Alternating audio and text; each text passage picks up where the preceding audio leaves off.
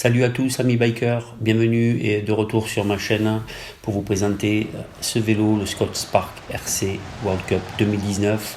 Alors certes c'est un vélo qui date un peu, mais qui est toujours d'actualité et peut-être que ça intéressera de futurs potentiels acquéreurs d'occasion, car c'est un vélo qu'on trouve aux alentours de 3000 € d'occasion, entre 2500 on va dire et 4000 € selon le montage. Voilà, moi c'est un vélo que j'ai trouvé sur le bon coin, j'ai fait une super affaire, il était complètement dans sa configuration d'origine, alors là on le voit avec des roues autres, je vous détaillerai ce montage tout à l'heure, les quelques petites, voilà, je n'ai pas fait grand chose dessus à part les roues en fait, donc je vous expliquerai tout à l'heure, mais c'est un vélo qui était dans sa configuration d'origine et surtout en super état, qui avait servi qu'à faire globalement des voies vertes. Donc on est à Bages, dans le parc naturel du Narbonnais, joli petit village de pêcheurs, derrière lequel de magnifiques collines faites de cailloux assez cassants et assez nombreux, comme on peut le voir ici sur ce bord d'étang, de sable, de poussière, de gravillon, mais aussi de belles pistes gravel et de certains jolis passages dans les pinèdes en terre assez dure, assez tassée avec quelques racines. Donc un terrain de jeu idéal pour tester ce vélo-là. Alors la présentation, c'est un cadre HMX Scott au module avec un amortisseur ici comme vous voyez en détail, le Fox Nude qui va s'adapter aux trois positions de la manette qui commande l'ensemble, fourche et amortisseur. Voilà, c'est un vélo en taille L, donc le triangle arrière aussi est en carbone. Voilà, tous les périphériques sont en carbone, cintre, pédalier, tige de selle. Et les roues donc, on rentrera un peu plus en détail sur les roues tout à l'heure, mais c'est des roues de très très bonne facture, pour les avoir maintenant depuis à peu près presque un an, pas tout à fait un an, mais on va dire 9 mois. C'est des roues avec lesquelles je me régale, elles sont très faciles à mener, et c'est des roues marathon de chez Legend Wheel, en carbone, voilà, on les redétaillera un peu plus tout à l'heure. Donc la fourche sur ce vélo c'est une RockShox Seed RL3, alors c'est pas la plus légère, c'est pas la plus haut de gamme, mais elle fonctionne très très bien, elle est très rigide, donc bien sûr un axe de 15 devant, boost, le vélo auto format boost, donc on est sur du 148 derrière, voilà, et du 115 devant je crois sur le boost.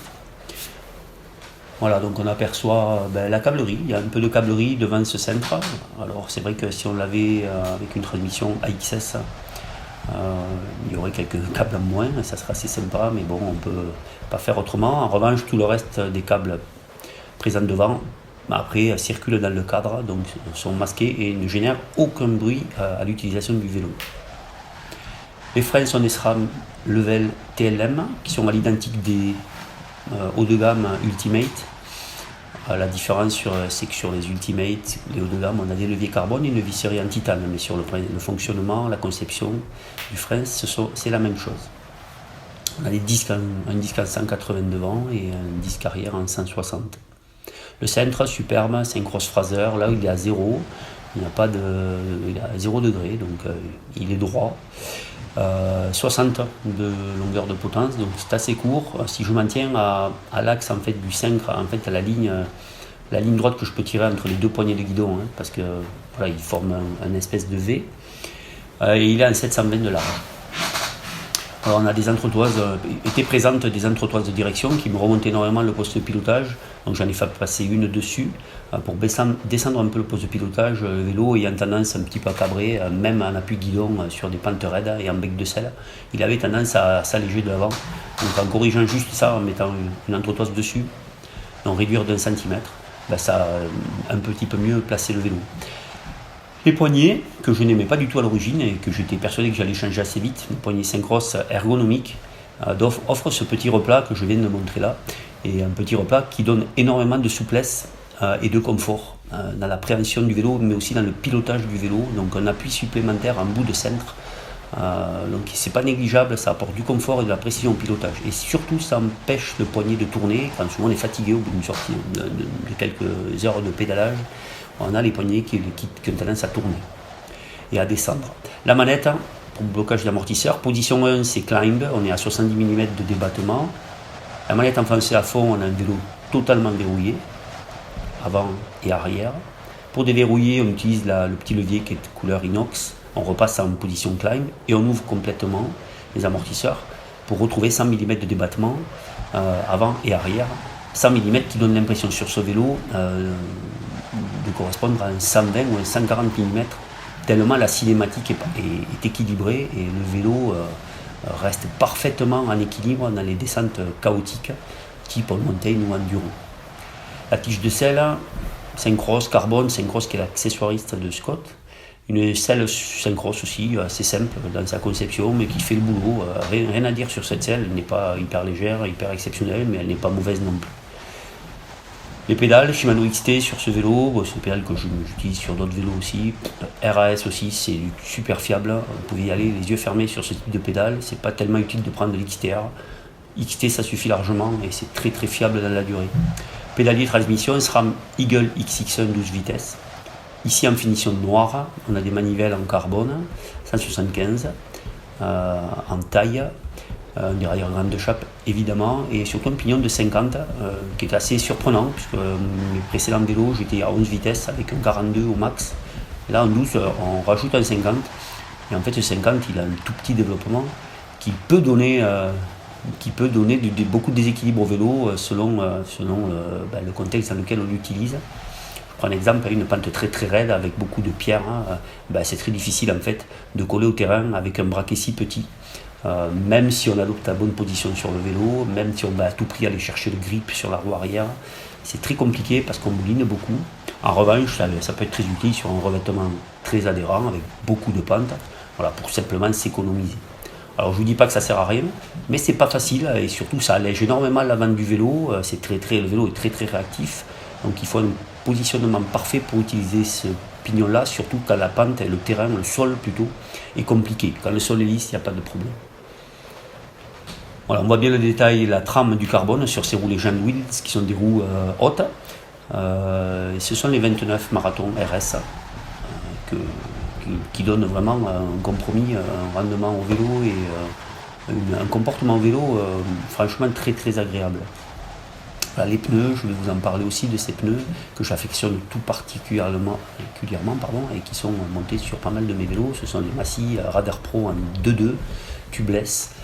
On les verra tout à l'heure un petit peu plus en détail. Voilà, c'est un géométrie L. J'ai préféré le L parce que j'avais vu des tests sur ce vélo, plusieurs testeurs, plusieurs vélos, plusieurs tailles. Et pour mon gabarit 1m78, beaucoup préféraient le L avec une potence courte que le M avec une potence en 90 ou 100. Ça donnait beaucoup plus de facilité à piloter le vélo dans les parties techniques. Donc je suis resté sur un tailleul alors que généralement je prends du M en vélo. Donc les pneus, je vous disais, crampons très espacés, très acérés, mais pas très haut. On a un cramponnage qui n'est pas très haut, mais par contre très souple. On a une gomme très tendre qui fait penser un peu à des boyaux. Et donc on a un pneu qui se déforme super bien, qui vient adhérer sur tous les types de terrain, et même dans la boue, et même sur les cailloux glissants, il donne du grip. Je peux vous dire parce que j'en avais un qui était complètement usé derrière, et avec lequel je fais des parties des fois très techniques sur des chemins alors qui ne sont pas forcément montants, mais qui demandent beaucoup de pédales effrénées, d'adhérence sur de la dalle humide et boueuse. Et bien en dégonflant, bien sûr on joue sur la pression, mais en dégonflant on a un pneu qui reste très grippant, et je vous avoue que c'est assez bluffant. Alors la contrepartie, c'est qu'il s'use un peu vite sur la roue arrière, mais si on utilise ça sur des terrains comme ici, très secs, caillouteux, abrasifs, les freinages vont l'user assez vite, mais c'est un vrai plaisir à utiliser, et même en terrain gras, alors pas trop gras évidemment, et pas en mode descente, mais sur du cross gras, il a un comportement très très agréable. Alors après, moi mes choix de pression de pneus, elles sont souvent assez basses, et plutôt des amortisseurs fermes, ce qui permet d'avoir un vélo réactif, si l'amortisseur est ferme, et adhérent, parce que les pneus sont mous.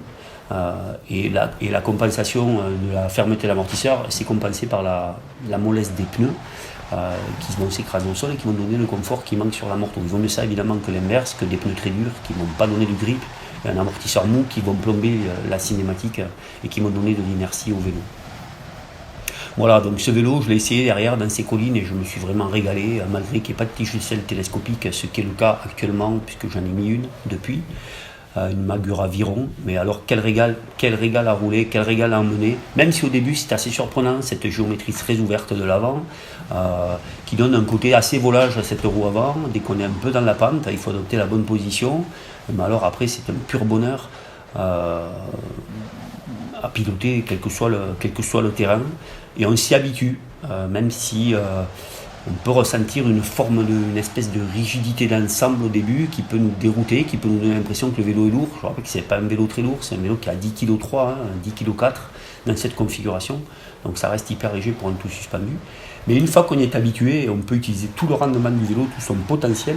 Et là, c'est vraiment un régal, que ce soit en montée, sur le plat et dans les descentes, même très techniques. Alors maintenant, avec la tige de selle télescopique, je descends la selle à bloc et je n'hésite pas à rouler, mais aussi vite qu'avec un enduro, dans la mesure où il n'y a pas de gros sauts. Voilà. Mais même dans les parties très ravinées, comme ici, hein, on voit le sol comme il est, même des descentes comme ça, assez pentues, on peut y aller, on peut taper dedans. Le vélo, il fait le boulot. On a même presque l'impression qu'il survole les obstacles. Donc franchement, ce vélo, c'est un pur bonheur. Et quand il faut appuyer sur les pédales, avec le jeu, avec cette manette sur le guidon qui permet de verrouiller les amortisseurs, voilà, et on a un vélo dont le rendement est quasi exceptionnel, quoi. Voilà. Alors, il y a certainement mieux, comme je vous le dis, on n'est pas sur le rendement d'un semi-rigide, mais en termes de polyvalence, on est nettement mieux qu'un semi-rigide de la même marque et même de la même gamme. Par exemple, un Scale RC, c'est super bien. On se sent bien entendu plus réactif, plus léger, mais on sera beaucoup moins polyvalent. Voilà. Donc c'est un vélo qui se trouve en occasion, hein, à des prix très intéressants. Bon, moi je l'ai eu à un prix qui défie toute concurrence, et merci d'ailleurs à mon vendeur qui était très sympa en l'occurrence, et je le remercie parce qu'il m'a laissé un vélo en super état avec lequel vraiment je prends un plaisir immense. Voilà, donc cette petite vidéo, j'espère qu'elle vous aura plu, et non pas de pluie, ici il fait beau à Bages, il fait souvent très beau à Bages parce qu'il y a beaucoup de tramontane, comme on voit la petite risée à ce moment-là derrière. Voilà, d'où la voix off. Voilà, si ça peut vous donner des idées, n'hésitez pas. Franchement, un vélo comme ça, n'hésitez pas, vous ne serez pas déçus. Et moi, je préfère cette gamme-là que les gammes actuelles qui sont un poil plus lourdes, avec une intégration totale, avec un amorto caché dans le cadre, dissimulé dans le cadre, pour le protéger des contraintes, peut-être des intempéries, de la boue. Voilà. J'ai essayé et je trouve que c'est moins réactif, que c'est moins agréable. Alors est-ce que ça tient aux roues? Je ne sais pas, parce que j'ai quand même sur ce vélo un bon train roulant et des roues très réactives. Je ne sais pas, il y a d'autres facteurs qui rentrent en jeu, mais j'ai tendance à préférer cette gamme-là, 2017 à 2019, qui étaient des vélos très réactifs, avec lesquels on prenait un super plaisir. Donc voilà, mes bikers, je vous dis bon vélo à tous. J'espère que ça vous aura aiguillé un peu sur un éventuel choix d'achat d'occasion. Mais franchement, n'hésitez pas, si vous trouvez un modèle comme ça et que vous aimez le VTT polyvalent, c'est ce qu'il vous faut. Bye bye, salut à tous et à bientôt.